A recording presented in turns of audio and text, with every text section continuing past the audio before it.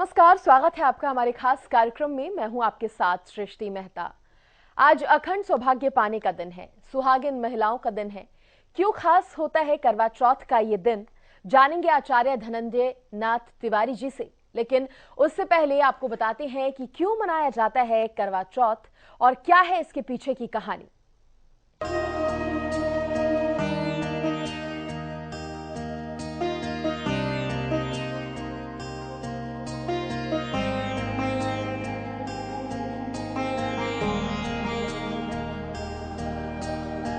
विवाहित महिलाओं के लिए करवा चौथ काफी मायने रखता है।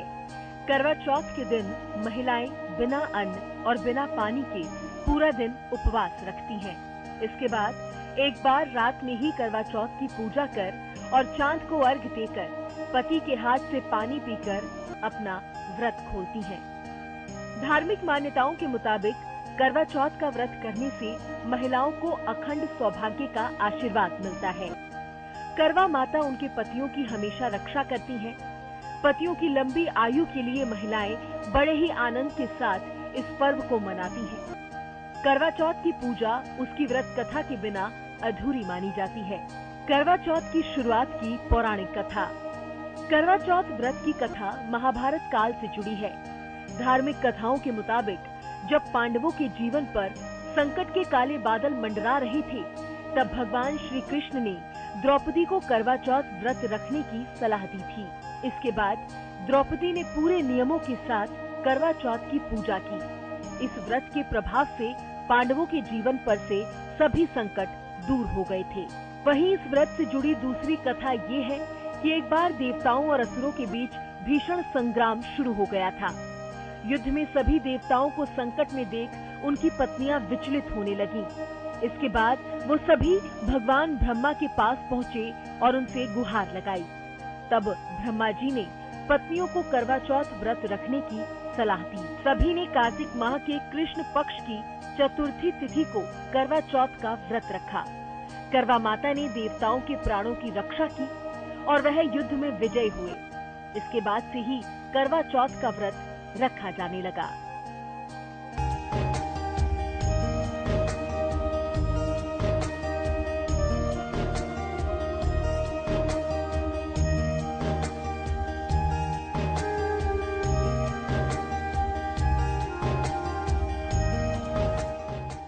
पौराणिक कथाओं के मुताबिक एक ब्राह्मण के 7 पुत्र और एकलौती पुत्री वीरावती थी।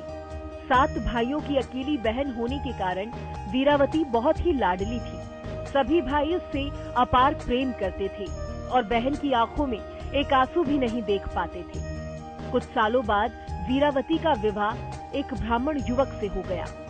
विवाह के बाद जब वीरावती मायके आई तो उसने अपने 7 भाभियों के साथ करवा चौथ का व्रत रखा। लेकिन शाम होते होते वो भूख और प्यास से व्याकुल हो उठी। अपनी बहन की ऐसी हालत देखकर सभी भाई उससे खाना खाने के लिए मनाने लगे। इसके बाद वीरावती ने कहा वो खाना या पानी नहीं पी सकती क्योंकि उसका करवा चौथ का व्रत है। वो चंद्रमा को अर्घ्य देने के बाद ही अन्न और पानी को हाथ लगा सकती है। चंद्रमा के जल्दी नहीं दिखने पर भाइयों ने एक तरकीब खोजी और एक भाई पीपल के पेड़ पर चढ़कर एक दीपक जलाकर चलने की ओट में रख देता है।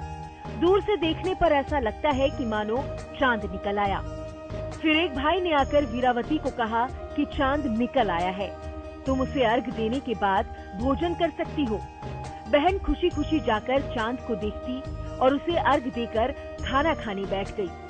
उसने जैसे ही पहला टुकड़ा मुंह में डाला तो उसे छींक आ गई। दूसरा टुकड़ा डाला तो उसमें बाल निकल आया। इसके बाद उसने जैसे ही तीसरा टुकड़ा मुंह में डालने की कोशिश की, तभी उसके पति की मृत्यु की खबर आ गई। इसके बाद वीरावती की भाभी ने सारा माजरा बताया कि उसके साथ ये सब क्यों हुआ है। करवा चौथ का व्रत गलत तरीके से टूटने के कारण देवता उससे नाराज हो गए हैं। फिर एक बार इंद्रदेव की पत्नी इंद्राणी करवा चौथ के दिन धरती पर आई और वीरावती उनके पास गई और अपने पति की रक्षा के लिए प्रार्थना करने लगी। तब देवी इंद्राणी ने वीरावती को पूरी श्रद्धा और विधि विधान से करवा चौथ का व्रत करने की सलाह दी। इंद्राणी की बात सुनकर वीरावती ने वैसा ही किया और फिर पूरी श्रद्धा के साथ करवा चौथ का व्रत रखा। उसकी पूजा और भक्ति देखकर भगवान प्रसन्न हो गए और उन्होंने वीरावती को अखंड सौभाग्यवती भवा का आशीर्वाद देते हुए उसके पति को जीवित कर दिया। और चलिए अब चर्चा करेंगे आचार्य जी से। सबसे पहले स्वागत करेंगे उनका। बहुत स्वागत है आचार्य जी आपका हमारे खास कार्यक्रम में। सबसे पहला और सीधा सवाल आचार्य जी मैं आपसे यही करना चाहूंगी, क्योंकि करवा चौथ का आज दिन है, इस दिन की विशेषताएं क्या है, क्या महत्वता होती है और क्यों इसे मनाते हैं?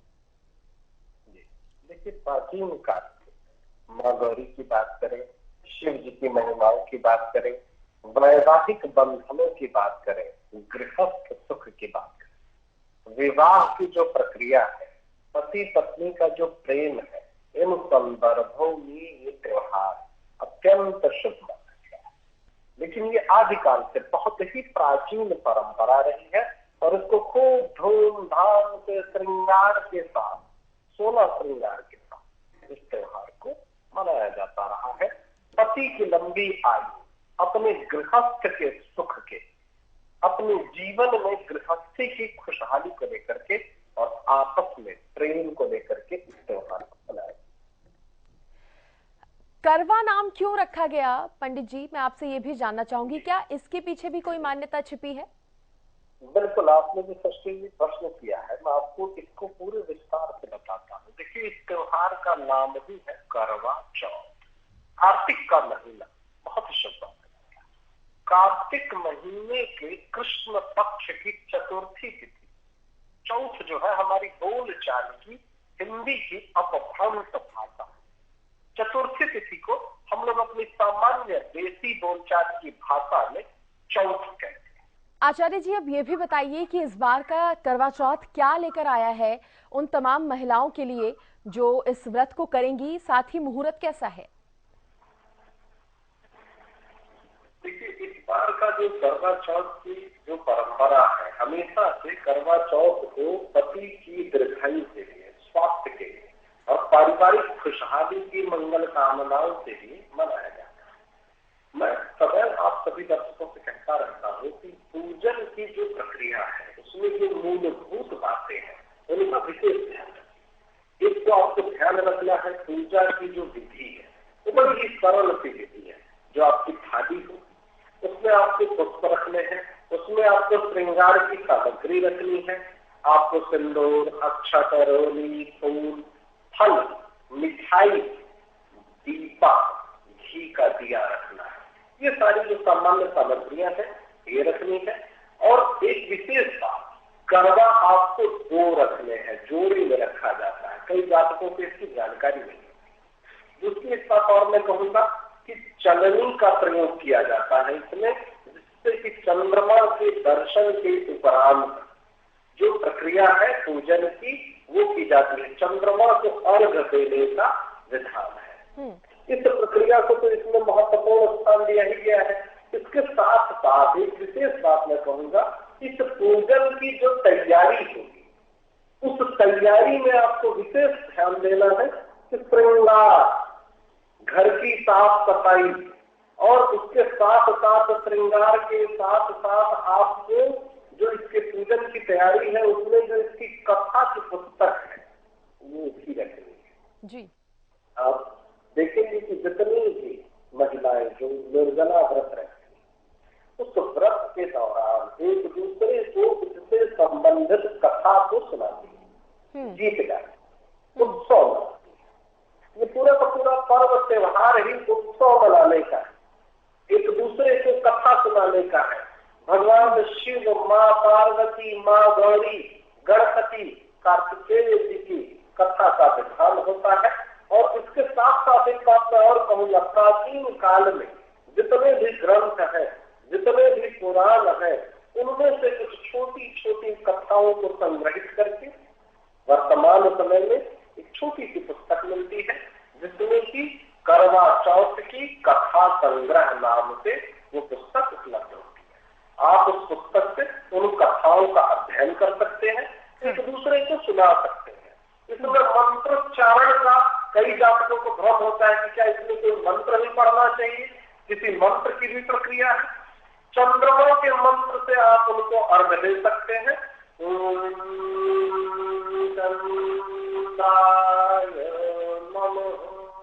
और विशेष करके हो जाता है जिनमें पति पत्नी में अनबन होती है, घर में किसी प्रकार का झगड़ा कलह होता है, आपको मैं कहूंगा आपके लिए ये सुनहरा मौका है। जो पति पत्नी दूर रह रहे हैं, एक दूसरे से समस्या से पीड़ित है, एक विशेष उपाय आप दर्शकों को मैं बताता हूँ कि आप चंद्रमा को एक साथ अर्घ दीजिए। प्रयास करिए, सफेद रंग का पुष्प, लाल रंग का वस्त्र धारण करें और एक साथ संयुक्त रूप से चंद्रमा को अर्घ दें। चंद्रमा को अर्घ देने मात्र से आप देखेंगे आपका वैवाहिक जीवन, आपका जो पारिवारिक जीवन है वो खुशहाल। मतलब आप कह रहे हैं कि पति और पत्नी साथ मिलकर ये अर्घ दें। जी ठीक है आचार्य जी, साथ ही अब शुभ मुहूर्त भी बता दीजिए, क्या पूजा के लिए शुभ मुहूर्त रहने वाला है इस बार? देखिए, पूजा का जो मुहूर्त है इस चंद्रमा उदय होने के बाद से आरंभ हो जाता है। शाम को जो सबसे शुभ मुहूर्त है वो 8:13 से आरंभ है। अलग अलग क्रम है, लेकिन इसमें आपको इस बंधन में नहीं बंधना है। एक विशेष बात मैं कहूंगा कि जो सरगी होती है, जो सुबह, जब हम इसको देसी भाषा में कहते हैं ना पारण करें, जब ये पूरी प्रक्रिया पूरी होती है उसका एक विशेष मुहूर्त है। सभी विद्वानों का मत यही है कि ये प्रक्रिया ब्रह्म मुहूर्त में प्रातः काल 4 बजे से 5 बजे सुबह करनी चाहिए। इसमें आप ड्राई फ्रूट्स का इस्तेमाल कर सकते हैं, खीर का इस्तेमाल कर सकते हैं, मिठाई का इस्तेमाल कर सकते हैं जी। जहां तक चंद्रमा को अर्घ देने की प्रक्रिया है, संध्या के समय से चंद्रोदय से किसी भी समय आप इस प्रक्रिया को कर सकते हैं। लेकिन जो विशेष मुहूर्त है तो मैंने आपको बता दिया, लेकिन इसमें कोई बंधन नहीं है। इसलिए बंधन नहीं है क्योंकि चंद्रमा तो पूरी रात्रि उपलब्ध है। आप अपनी सुविधा से चंद्रमा को अर्घ दीजिए। छलनी जातक एक दूसरे को देखते हैं, देखने की जो प्रक्रिया है ये इसके लोकाचार की विधि है। इसमें किसी मंत्र, किसी आचार्य की आवश्यकता नहीं होती। पंडित जी, कुछ लोगों में ये भी कंफ्यूजन रहती है कि जब वो व्रत खोलने लगते हैं तो सबसे पहले क्या वो ग्रहण करें? कहा जाता है कि सबसे पहले आपको जल ग्रहण करना चाहिए, तो वो जल जो हम चंद्रमा को देते हैं, अर्घ देते हैं, वही वाला थोड़ा सा जल बचाकर पीना चाहिए या अलग से लेना चाहिए? इसको लेकर भी काफी कंफ्यूजन रहती है महिलाओं के अंदर। महत्वपूर्ण प्रश्न किया है, लेकिन ऐसा कोई बंधन नहीं है। आप नींबू पानी ले सकते हैं। ये इसलिए कहा जाता है सृष्टि जी कि ये प्रसाद के रूप में कहा जाता है। हम लोग जो कुछ भी पूजा पाठ करते हैं ना, तो जो कुछ भी देवताओं को अर्पित करते हैं उसके प्रसाद स्वरूप उसको ग्रहण करते हैं। और यही वजह है कि कई जगह पर यह धारणा है कि जिस जल से हम चंद्रमा को जो जल अर्पित कर रहे हैं उसी जल को सबसे पहले ग्रहण करना है, पर ऐसा बंधन या अनिवार्यता नहीं है। यदि आप ऐसा करते हैं जी, बंधन नहीं है, अगर ऐसा करना चाहते हैं तो करें।